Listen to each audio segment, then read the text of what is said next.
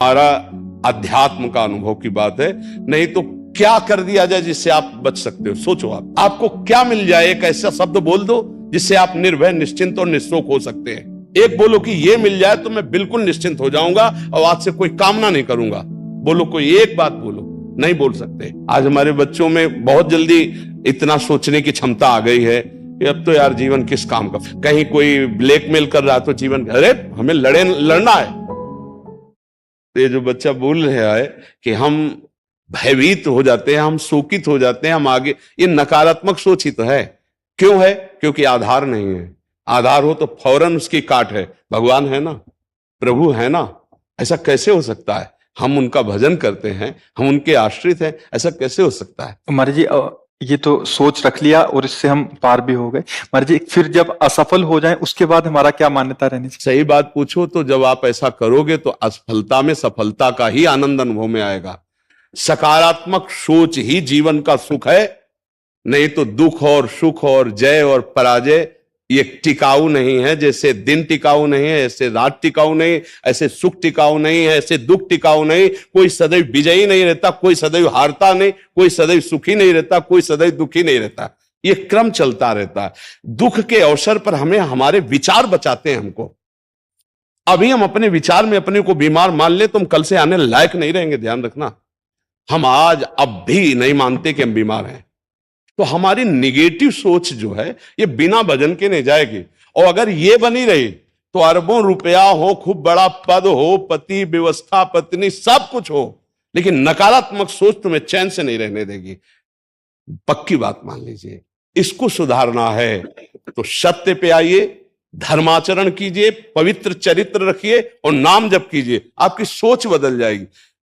देखो, आपकी सोच अच्छी है तो आप थोड़ा कम पैसे वाले भी है ना, गरीब भी हैं, तो मस्त रहेंगे। सोच सही नहीं है तो चाहे आपके पास अरबों रुपया हो, आपका जीवन नरक जैसा रहेगा। क्योंकि आपकी सोच अशांति, कलह, नाना प्रकार की वासनाओं में, खेल में फंसाकर आपको नष्ट कर देगी। तो हमें लगता है कि बिना अध्यात्म के चिंता, भय, शोक इसका दूर होना बहुत कठिन है। नाम जप करो, चरित्र पावन रखो। आज प्रायः चरित्र को हम नहीं सुरक्षित रख रहे। ये समझ लीजिए कि चरित्रवान के पास ऐश्वर्य चरण चूमता है। चरित्रहीन चाहे आप जितना धन एकत्रित कर ले, शांति और सुख का अनुभव नहीं कर सकते। अब ये बात शास्त्र की और संतों की मानना स्वीकार करो तो अभी आनंद की अनुभूति हो जाए। हमारा चरित्र देखो, हम राम चरित्र गाते हैं। राम जी रघुवंश में प्रकट हुए और रावण उत्तम कुल पुलस्त करनाती, ब्राह्मणत्व उत्तम कुल पुलस्त करनाती, लेकिन चरित्रहीन हो गया तो राक्षस कहा गया। समझ रहे? चरित्र गाते हम, राम चरित्र गाते हैं। मां केवल अंतर है नहीं, वही बड़ी रा उसमें भी लगी हुई है। रा वह रा मां, वही भगवद अंश है, जय विजय और कोई दूसरा नहीं है। ये लीला करके दिखाया कि एक चरित्रहीन हो गया तो राक्षस है, चरित्रवान वही भगवान। सब में भगवान है, वही अब लीला कर रहे। देखो, हम अपने चरित्र को पावन रखें, हम धर्म से चले, नाम जप करें तो आप कहीं भी आपके अंदर नकारात्मक भाव आपको परास्त नहीं कर सकता। यह हमारा अध्यात्म का अनुभव की बात है। नहीं तो क्या कर दिया जाए जिससे आप बच सकते हो। सोचो आपको क्या मिल जाए। एक ऐसा शब्द बोल दो जिससे आप निर्भय, निश्चिंत और निःशोक हो सकते हैं। एक बोलो कि ये मिल जाए तो मैं बिल्कुल निश्चिंत हो जाऊंगा और आज से कोई कामना नहीं करूंगा। बोलो, कोई एक बात बोलो। नहीं बोल सकते, क्योंकि एक के साथ हजारों बातें लगी हुई हैं।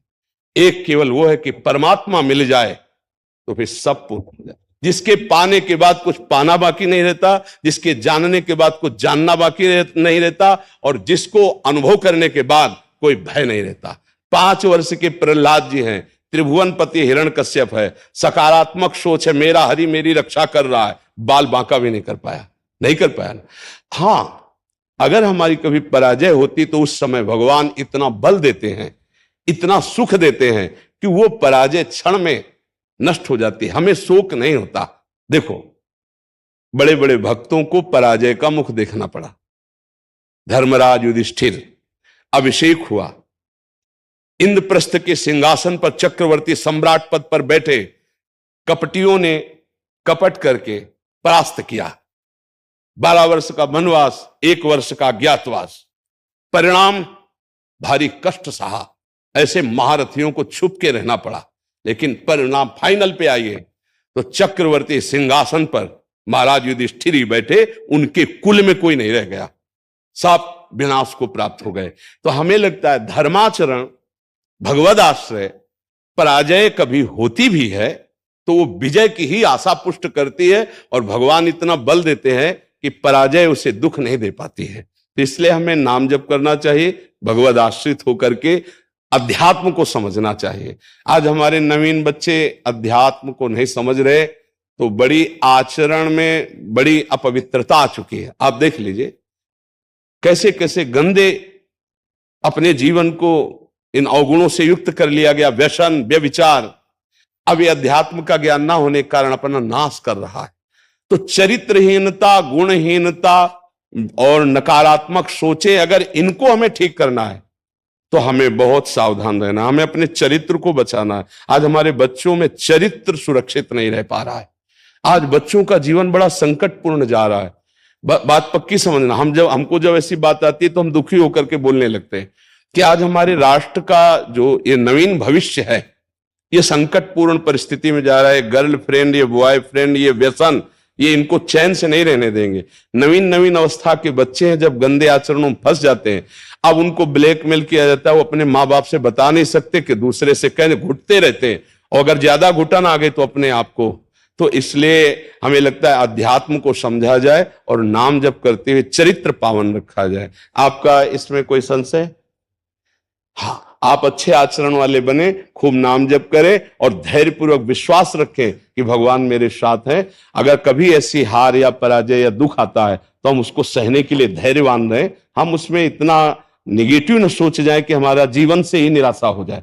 आज हमारे बच्चों में बहुत जल्दी इतना सोचने की क्षमता आ गई है कि अब तो यार जीवन किस काम का। कहीं कोई ब्लैकमेल कर रहा तो जीवन, अरे हमें लड़ना है। हम कल भी कह रहे थे कि बच्चों को चाहिए माता पिता से दोस्त जैसा व्यवहार करें, और माता पिता को चाहिए कि बच्चों से दोस्त जैसा व्यवहार करें।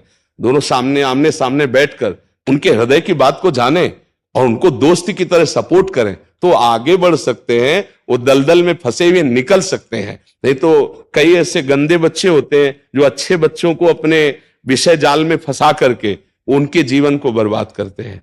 बकाया नकारात्मक सोच के लिए नाम जप बहुत जरूरी है। चाहे आप स्त्री हो, चाहे पुरुष हो, चाहे गृहस्थ हो, चाहे विरक्त हो, जब तक नाम जप नहीं करोगे, आचरण पवित्र नहीं रखोगे, तो वास्तविक सुख का अनुभव नहीं होगा। नाम जप बहुत आवश्यक, इसलिए हम सबसे प्रार्थना करते हैं नाम जप करो, शराब मत पियो, मांस मत खाओ, पराई माता बहनों की तरफ गंदी दृष्टि से मत देखो, गंदे आचरण मत करो। ये मनुष्य जीवन ऐसे गंदी बातों के लिए नहीं मिला। गृहस्थी में हो तो धर्माचरण करते